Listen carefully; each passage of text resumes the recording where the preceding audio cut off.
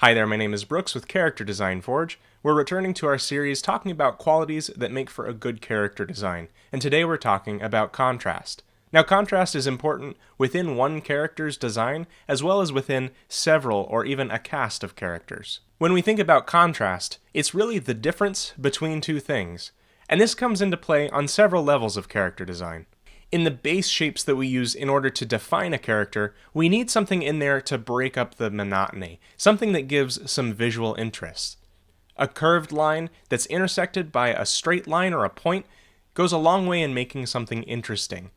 Yes, shape language is important, but a character that's made up entirely of the same shape can look really boring. Contrast is important when it comes to using colors and shapes and blocks in order to accentuate a part of your design or to section pieces off.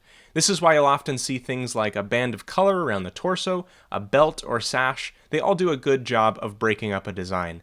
And oftentimes with superheroes, you'll see this. They don't have just a solid colored jumpsuit. There's some amount of color that's adding some visual interest. Inter-character contrast is extremely important, especially when you're trying to portray what it is that's fundamentally different between two characters.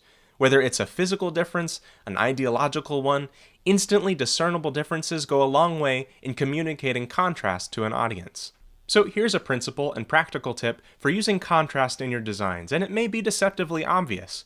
Design two opposing characters starting with opposite shapes and forms. Look at a duo like Mike and Sully from Monsters, Inc. Perfect example of contrast. Big and small, round and square, scaly and furry.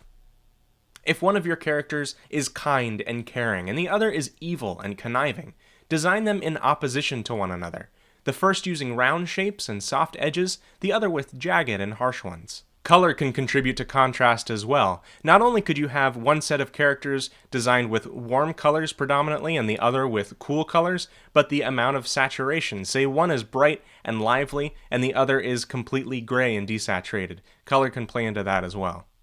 If you head over to learncharacterdesign.com, you can sign up to be notified when my course, Learn Character Design, is made available, which is very soon. You also receive a free ebook, The Character Design Survival Guide, which is designed to help you if you're struggling with a new or existing character design. Thank you for watching, and have fun creating.